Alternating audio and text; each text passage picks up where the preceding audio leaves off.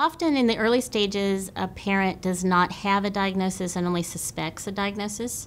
When I suspected something was wrong, but I didn't know what it was, I was afraid. I felt anxious. I was desperately trying to stave off panicking. It's important to recognize those feelings and to act early and get answers. So see your primary care doctor and explain what you think is going on or why you think there's an issue, and then make sure that that's being taken seriously and being evaluated. You want to think that nothing's wrong with your child. You want to think that that your child is perfect, that he's going to go out and he's going to conquer the world. But then you come to the point that you've got to take action. If it is nothing, hallelujah. But if it is, get services. Get what you need for that child because it is critical. It's never a waste of time to get your questions answered. If a parent feels that something is wrong, I take that pretty seriously. Parents know their children very well. Sometimes it might not be something that's abnormal, but it could be something that's something that's part of development that I can help explain better. But oftentimes parents are the first to know that there's an issue or there's a problem and can help me figure out what's the next step in figuring out how to tell what's going on. And that's my job, is to listen to what concerns they have, answer their questions, and help make sure that everything with the child is okay. After he was 2 years old, it was like someone turned off a light switch. Everything seemed to be gradual, but it seemed like everything just stopped. He stopped talking. He stopped engaging with everybody. He seemed to get frustrated, not being able to voice what he wanted like he used to.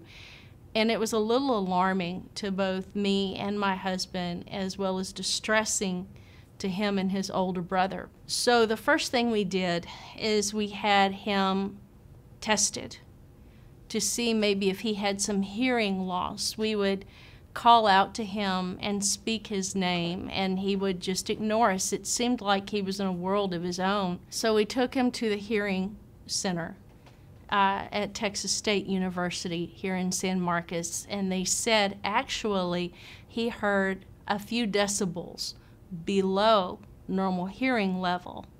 So there was no hearing loss, and then they said the word, "I didn't want to hear," to us again. "We think your son, however, might have autism." So we went to our local school district to a diagnostician and had him tested as well. She said, "Here's our findings. We think he might have autism." In my opinion, it's always good to get a second or third opinion. So we went to who we found to be one of the best specialists in the state of Texas. And we had him tested, and she confirmed that, yes, your son does have high-functioning autism. It was hard. It was hard to see, and the words just seemed to jump out of the page, big blinking letters, like almost a stoplight: autism, autism, autism. And at first, you do put up a wall around you, and you think, there's no possible way, not my child. My child cannot have autism.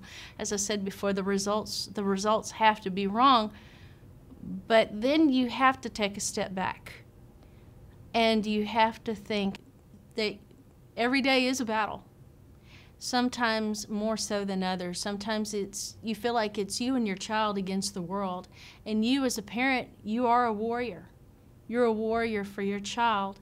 The one thing that I can say, with all the barriers that we've experienced over the years, with all the things that we've had to overcome and endure, I've never given up.